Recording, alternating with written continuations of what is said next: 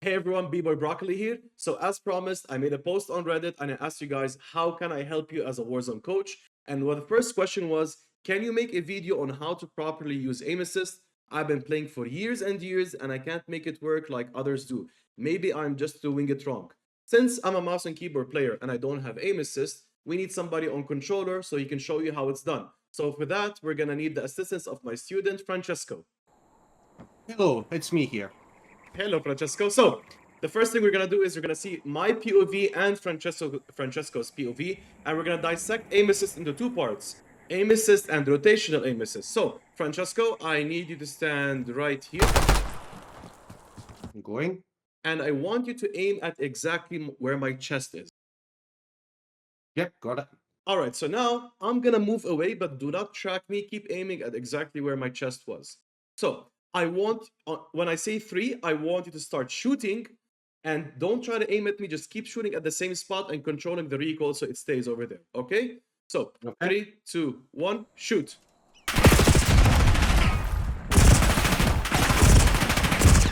Now, Francesco already knows this, but for the sake of the video, I'm gonna ask him: was your aim automatically sticking to me when you were shooting? Yes. But if you aim at my chest now and I move, is it sticking? Nope. Okay, so that is aim assist. Aim assist is only activated when you're shooting on a target and they happen to be near or on your crosshair. Now, how do we activate the broken, most OP thing, which is rotational aim assist? Rotational aim assist is done by using a movement input. So, Francesco, I want you to move to just straight backwards, move backwards, and even if you hit the wall, keep moving. So even if you hit the wall, so no, move all the way to the corner. All right, so right now you're still moving your left analog and moving downwards, correct? Yeah. Although the game is preventing you from moving because there's a wall and a car blocking you, the input is still being given. With that being said, now aim at my chest. Yeah. You're moving backwards. Nope. Okay, start moving backwards and aim at my chest.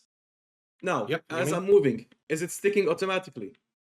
Yeah, in ADS, yes. While you're ADSing, it's automatically tracking. Now stop ADSing, Yeah. but keep moving backwards. So now you're not ADSed, but you're still giving a Yeah. movement to the back, right? Yeah. Is it tracking me? Yes.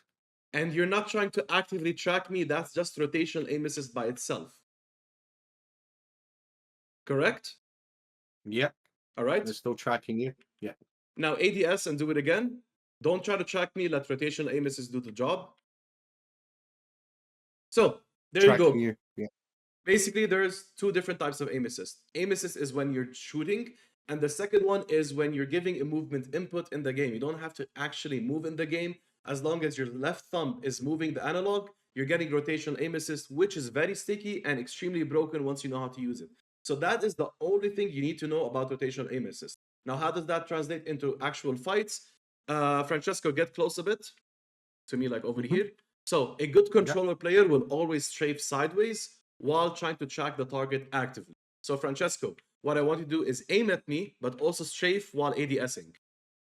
So as a mouse and keyboard player, I have to realize that he is moving right and left, and I have to, like in the moment, consciously make a decision to track him if he's going right and then going left. On controller, you still have to do that, but because he's strafing, I don't know his POV yet, but I'm pretty sure that because he's strafing right now, his reaction speed to me countering and moving in a different direction all of a sudden is 0 milliseconds. He is instantly being able to go with my sudden change in directions because of rotational aim assist.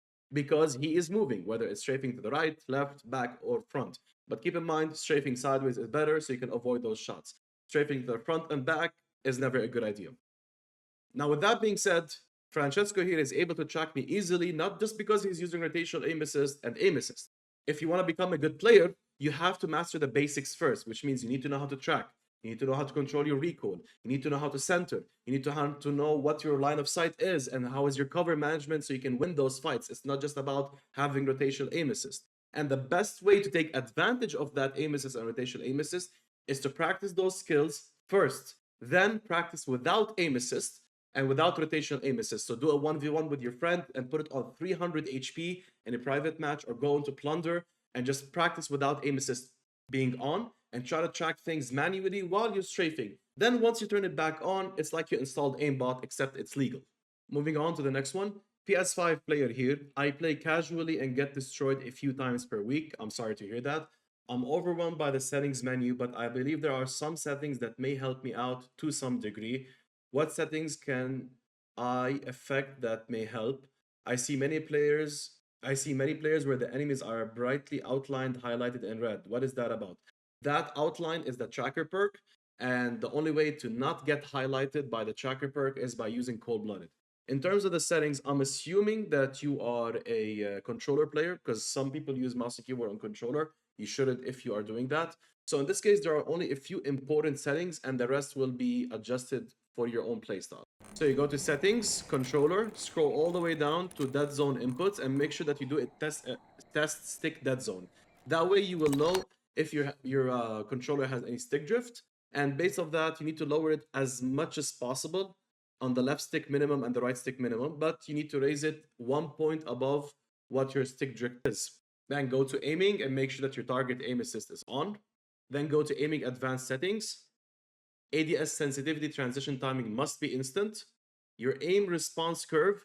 The best one that is the most popular is dynamic, but I have seen some players that use linear. Now, linear is more of a 1-to-1 ratio. So depending on how much input you give, it's a straight line going up. If you go vertically or horizontally or both at the same time, it's exactly at a 1-to-1 ratio. As for dynamic, it has like a faster response curve, like it throws your aim and then it slows down after a bit. It's more for professionals and the ones that are trying to flick. So if you want to learn one, I advise going with dynamic. And aim response curve slope scale, keep it at a 1. As for your horizontal and vertical stick sensitivity, listen, the higher your sense, the more difficult it's going to be, but the more rewarding it's going to be if you master it. But mastering it is going to be harder. Slower sense means that you're going to have better recoil control. It's going to be easier to track some targets if they're not moving that fast, and it's more beginner friendly. But if somebody does movement on you, tries to break your camera, you're dead. If somebody is moving a little bit too fast or trying to shoot somebody out of the sky or in a car, that's not going to be possible. The best medium, I would say, is going for a medium sense. Maybe go for anywhere between like a 1.7 and then slowly go up from there. The higher it is, the faster your reaction speeds will be. And if you want to do those fancy movements where you break somebody's camera or instantly run behind a wall and then come back out, you need a high sense for that. The only other setting that you need is to go to graphics, view, and make sure that your FOV is not 90. Some people go all the way up to 120. Personally, I don't like it because everybody in the middle becomes really hard to see. I like 110. It's taking away a little bit of my peripheral vision, but it's not that problematic. And then your ADS field of view, keep it unaffected. This game has a lot of visual recoil, so this will tone it down just a bit. And weapon field of view, make that white. Word motion blur, weapon motion blur, make sure those are off. And first person camera movement, tone it down to 50%. An important thing about settings is, aside from these general ones, try to see what other people are using based off how they're performing and copy them. But as you change them, look at what they're doing to your playstyle. Look at what they're doing after a day. Look at what they're doing after a week. You need to give them some time. And based off that, you adjust them a bit. For example, my settings on my keybinds are not the same as other controller mouse and keyboard pros. That does not mean my settings are the best or their settings are the best. It's just with time, it matured into something that works for me. Another question, how do I know if someone is a bot or a player? Everyone seems to inherently know, that's just a bot. But honestly, is there a specific indicator? They burst fire, they throw grenades, they try to slide, but then it's like hit a wall. They don't kill you, basically. They're horribly bad and they barely hit any shots. Like, you'll note, and their names are very cringy, and like it's obvious that they used AI to generate those names. Speaking of bots, if you are a player that wants to improve, unless you're working on basic stuff like recoil control, tracking, getting used to popping UAVs and looking at your money, sure, play casuals, more friendly. But if you cross that point and you want to improve, casuals is not the way to go. It's fake dopamine. And this is coming from somebody that coaches people for a living. It's not a good idea. You'll get used to like, oh, I'm not going to get shot. Oh, only in the final circle, I'm going to meet the real players. It's most likely I'm not going to run into them at all or maybe once during the match. you're gonna get the habit of playing in a very bad way, and you're not taking the necessary precautions that you do in a real match. So if you want to improve, avoid casuals. I'm on Xbox and apparently I have aim assist to my advantage. But when I follow videos for the attachments, I will struggle to hit sniper headshots. And I will struggle being accurate with ARs and subs. First of all, there is a little bit of a confusion here in terms of what you're trying to do. Yes, aim assist is going to be for your advantage, but the attachments are not going to help you hit sniper headshots, and the attachments are not going to make your aim assist better. The only thing I can think of in terms of attachments for snipers is the ones that reduce the sway, the aim idle sway, so that way the sniper scope doesn't move a lot. Beyond that, you have to focus on putting attachments that, of course, reduce the recoil for ARs, SMGs if you need it on that SMG, give you better ADS speed, better movement speed. Sure, these attachments help, but they are irrelevant to aim assist. And keep in mind, a lot of creators out there are putting random attachments at this point, and they're playing in bot lobbies or two boxing lobbies or both at the same time. So regardless of what weapon they're using, the people against them are like extremely beginner players. So they're kind of lying to you and they'll bait you with, oh, I've never seen this attachment loadout. Let me try it out. And then you share it and they get views like that. What I can do for you is hop into my chat on Kick whenever I'm live every Wednesday and Friday at 2 p.m. EST. Show me your attachments, tell me about what you're using and what you're struggling with, and we can have a conversation. I can show you my attachments, why I'm using them, and I can give you like a live video basically of why each attachment matters based off why I want to use it like that. There is no specific attachment that is the best. Some of them are, but for the most part, your playstyle also changes what you want to use on the weapon. What perk do I use to see through walls? That will be called wall hacks. I think you're talking about Combat Scout from Warzone 1. When you shoot somebody, they're highlighted even if they're behind a wall. Then Combat Scout evolved or devolved to a red dot that you can see even if they're behind the wall. But now that is no longer possible because Tracker is highlighted once you can physically see them. The only other way is to use snapshot grenades, but they're not that good. Like, it's better to use other tactical. Can you please teach this community to not always throw accusations when they are killed by a skilled player who can control a basic recoil pattern? Or how to stop complaining so much about aim assist to cope with their skill issue? Any help would be much appreciated. On a real note, don't coach these potatoes up too much or I'll stop having so much fun wiping them in the Dansk. I can't agree on the last one. I want to see everybody become better. Concerning aim assist, so I showed you at the start of the video how it can be OP, but it's only OP under certain conditions that you have skills that you're using. Now, with that being said, I do think that rotational aim assist needs a slight nerf. And somebody asked me about that on a Reddit post, so I'm gonna post what I think should be done concerning rotational aim assist.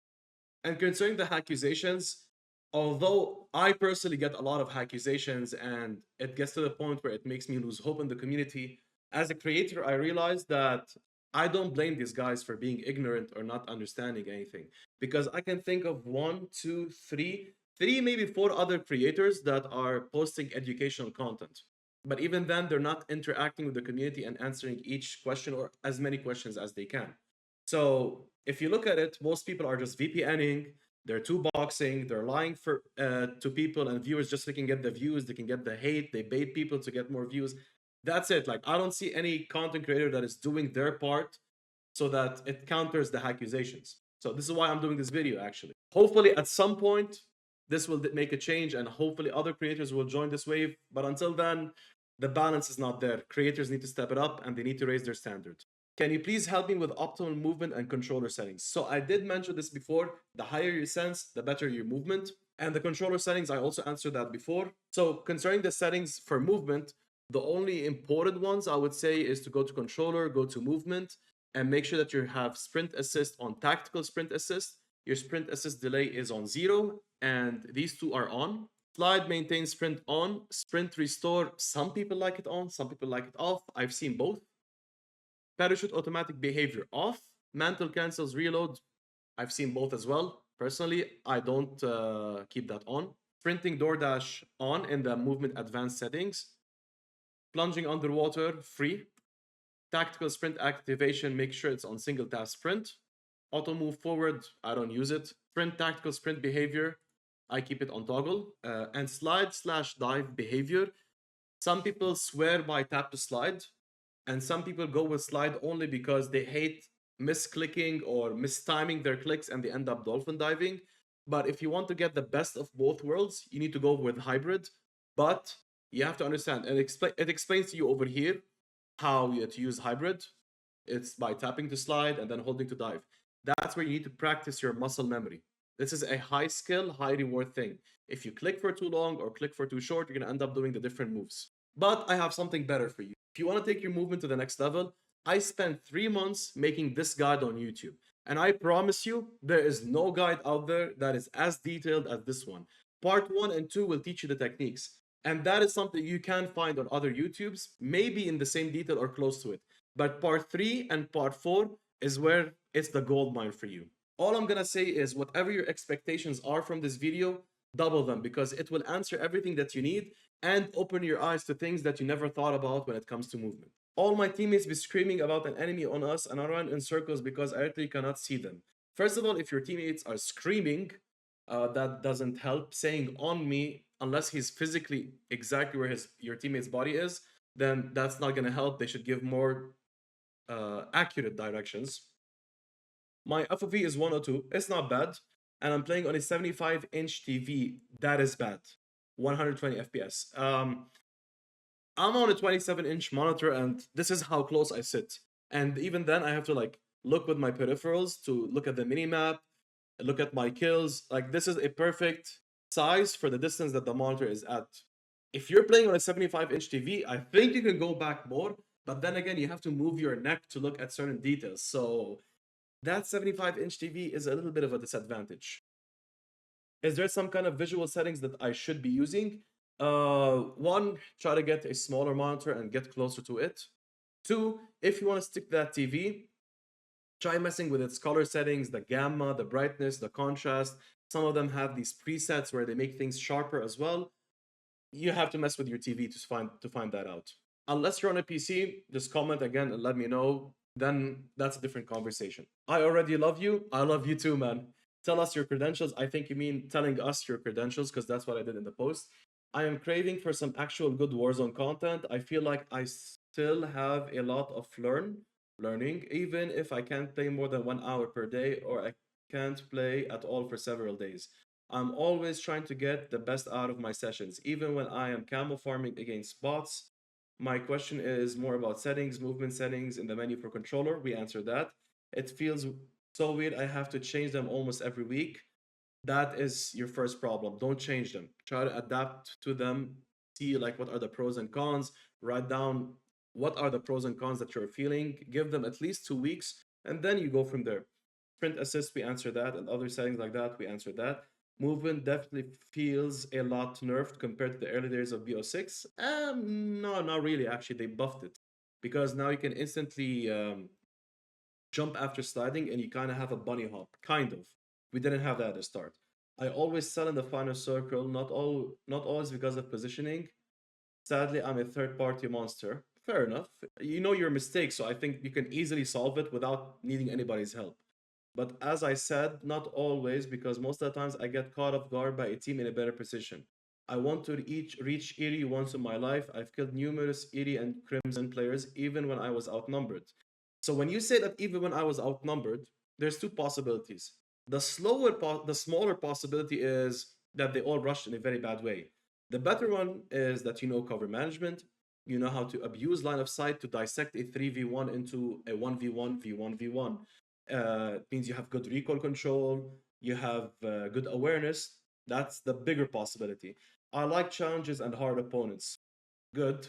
I want to actually watch something and be like, damn, that was useful. Okay, so in this case, this is where I answered as much as I can in terms of what you said, the things that you mentioned. But this is where I advise you to take one-on-one coaching, because what I will do is we will do a 1v1 and I'll test your gun skills and like 20 other things that I will notice when we're playing against each other.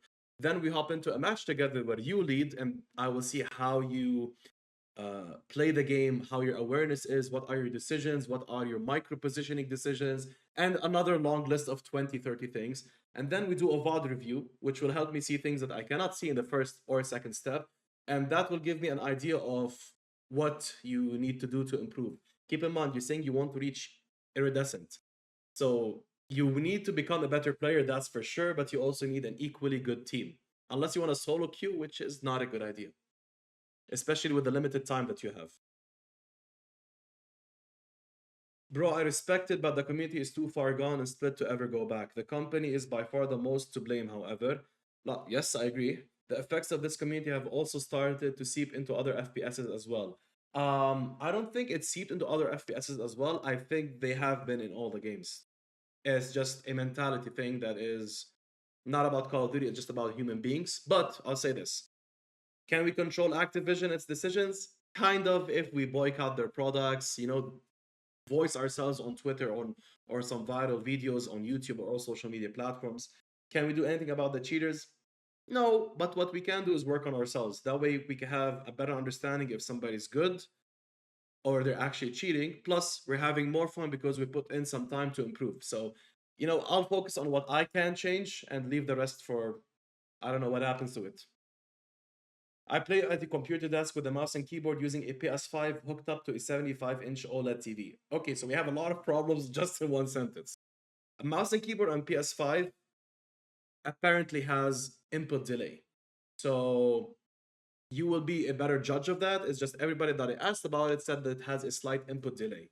65 OLED TV at a computer desk. So you're sitting basically like me, but there's a 65-inch, bro. Your neck is gonna get hurt. You're gonna have abs on the side of your neck because you need to look at all the details. Get a smaller monitor, please. I have been playing at 90 degrees FOV. That is not good. You're missing out on a lot of peripheral information that will help you react better, know information quicker. Yeah, you need to increase your FOV 100%. And sitting approximately 6 feet from the screen, I mean, if you're 6 feet from the screen, just increase your FOV a bit and see. Maybe that works. I do really good long range with the Krig C. It's getting nerfed tomorrow and get called a hacker. Good. But up close, I just can't hit my shots. That means you're suffering with tracking. And you're suffering with cover management, timing your movement. If you're using movement, that'll be the fourth point. I lose most close range fights. Definitely movement and micro positioning. It's like I can't track them on my screen when I aim down sights, and I usually miss 5 to 10 bullets. Oh, yeah, tracking. In the 30 round mag. I can't play controller. That's no problem. Everyone has their preferences. I'm testing my FOV at 120 and moving my chair close to the screen kind of helps. Okay, you kind of answered what I was saying previously. Is AA on controller that OP at close range versus MNK? Yes, but they kind of nerfed it in a way where at 3 meters or less, that aim assist gradually disappears. So there's a fighting chance, but with the TTK being lowered, they kind of balance things out. They kind of didn't do anything. Or is there a close range versus MNK players, or is there a way I can improve? I can definitely see that there's a lot of ways that you need to improve in. So, but this is something where I need to at least have a VOD review. I want to see those moments of how you're dying and 30 seconds to a minute before that, so I know what were you doing that led up to that moment. I've played COD for over 20 years, and I've always been the carry on the team. Played S&D cash tournaments and OG Black Ops. Difference is I was on a computer 27-inch monitor. I prefer a 27-inch monitor. That's what I used, and 12 inches from my face. Thanks. Listen, man, gather a few clips of those moments where you're struggling in with a little bit of time before that fight happened, so I see what you were doing, because it's not just the fight, it's the decision making and awareness before that. Upload them to YouTube and send me that. And that concludes it for these questions. If you have any problems in Warzone or even multiplayer, just comment it down below and I'll help as much as I can. The only case that I cannot help with is if your problem is hard to answer in a video like this, because it needs more context and your problem might be more personalized for your playstyle or your current skill level and where you want to be. In that case, I also do free consultation calls. Just DM me and we can go from there.